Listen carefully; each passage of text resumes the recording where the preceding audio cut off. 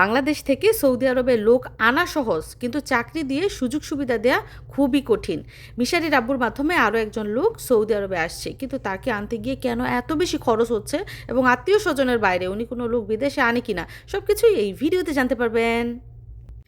আসসালামু আলাইকুম। সৌদি আরবের আরো একটা সুন্দর ভিডিওতে আপনাদের স্বাগত। তো কেমন আছেন আপনারা? আলহামদুলিল্লাহ, আমরা সবাই খুব ভালো আছি। আমাদের মিশরাতুল জজমও আপনাদের দোয়ায় এখন ভালো আছে।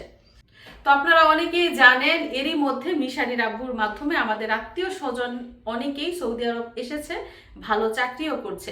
এখন আবার অনেকের প্রশ্ন যে আত্মীয় স্বজনের বাইরে অন্য কাউকে বিদেশ নিয়ে আসে কিনা।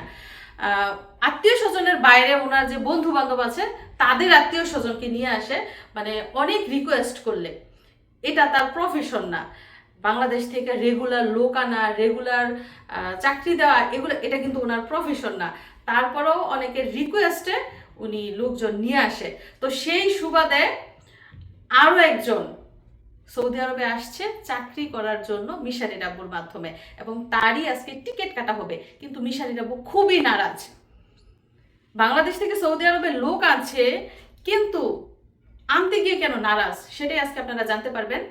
এই যে আমাদের মিশরাত কিন্তু তার মামার সাথে একদম মিশে গেছে। এই যে মামার ফ্যান হয়ে গেছে, ফ্যান হয়ে গেছে, আর কাউকে লাগবে না। হ্যাঁ, বাইকও ভুলে যাইব এখন। আমার ফিটু ফিটু খেতে না, ওয়াও। আচ্ছা আচ্ছা আচ্ছা আচ্ছা আচ্ছা, কাম কাম কাম।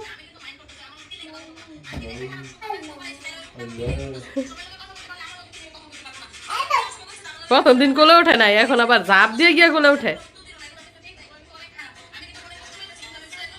আসো আসো আসো, খাইয়া পরে খাইয়া। তো আজকে কি রান্না করেছি সেটা তো আপনারা দেখেছেনই। এই যে বিট ভাজি রান্না করেছি, তো সবাই খেয়েছে।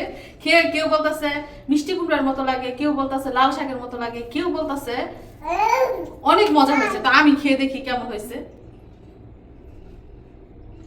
বিসমিল্লাহ।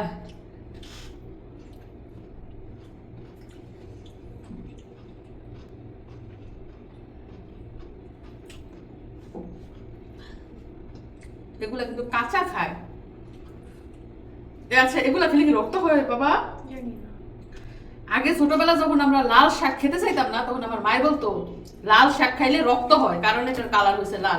এখন আমি বলতাছি এটার কালার যে লাল, এটা খেলে কি রক্ত হয়? আপনারা কমেন্ট করে জানান।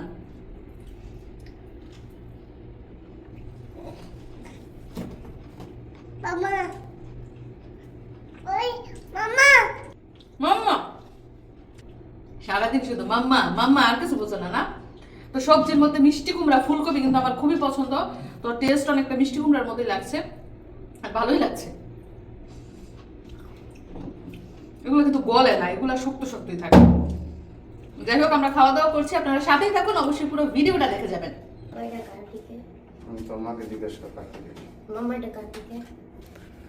কি আছে আর আসার? সৌদি আরবে আসার মতো আর কি আছে বলো? টিকিটের তো দাম থাকবই গো। বাংলাদেশ এয়ারলাইন্সের ডিরেক্ট ফ্লাইট, এই জন্য টিকিটের দাম অনেক বেশি পড়ছে। তো মিশারির আব্বু কিন্তু কোনো আত্মীয় স্বজন কিংবা পরিচিত মানুষদের আনতে নারাজ। কি কারণে তুমি আত্মীয় স্বজন আর পরিচিত মানুষদের বিদেশ আনতে চাও না বলো? এগুলো ঝামেলা আছে অনেক। কি কি চাকরি দেওয়া ঝামেলা না বিদেশ আনা ঝামেলা? সব ক্ষেত্রে আনা চাকরি। বিদেশ আসার পরেও কিন্তু অনেক খরচপাতি লাগে, কিন্তু আত্মীয় স্বজন ভাবে কিছুই লাগে না। সব তো যায় নিজের পকেট থেকে, আত্মীয় স্বজন কিভাবে বুঝবো?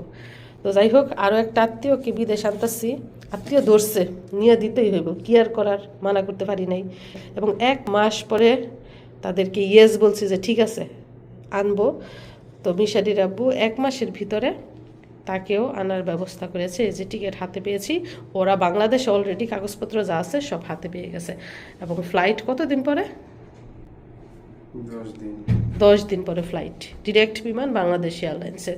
টিকিটের দাম প্রায় 1 লক্ষ টাকা। মিশারি পাঠাইনি এখন। মিশারি কি মনে হয়, আত্মীয় স্বজন বিদেশ আনা ঠিক আছে? বলে শোনো, আত্মীয় স্বজন বিদেশ আনলে কি হয় জানো নি? ভালো হইলে বলে আল্লাহ করছে, আর যদি একটু খারাপ হয় তাহলে বলে যে নিছে তার দোষ। এজন্য আত্মীয় স্বজন আনা ঠিক না। দূরের মানুষ অনেক ভালো। যাই হোক, আরও একটা আত্মীয় আইনা দিতেছি, তাদেরও মনের আশা পূর্ণ হোক। আমাদের কাজই তো মানুষের উপকার করা, না মিশারি? বিনিময়ে কিন্তু কোনো ফয়দা নাই, কোনো ফয়দা নাই। এই যে এক আত্মীয় স্বজন আনতাছি, কোনো ফয়দা নাই। তো আল্লাহর কাছে এটাই শুকরিয়া জানাই, মানুষকে কথা দিয়ে কথা রাখতে পেরেছি। যাকেই বিদেশ নিয়ে আসছে তার লাইফ সেট করে দিচ্ছে, হোক সে আমাদের নিজেদের আপন মানুষ, হোক সে আত্মীয় কিংবা বন্ধু বান্ধবের আত্মীয়। তো এখন দেশের পরিস্থিতি ভালো না, বিমানের পরিস্থিতি ভালো না, বিমানের টিকিটের দাম অনেক বেশি, তারপরও একদম ডিরেক্ট ফ্লাইটে বাংলাদেশ এয়ারলাইন্সে করে আমাদের লোকজন নিয়ে আসছে। তো মিশারি রাব্বুর মনটা এমনিতে অনেক বড়, সে লাভের আশা করে না।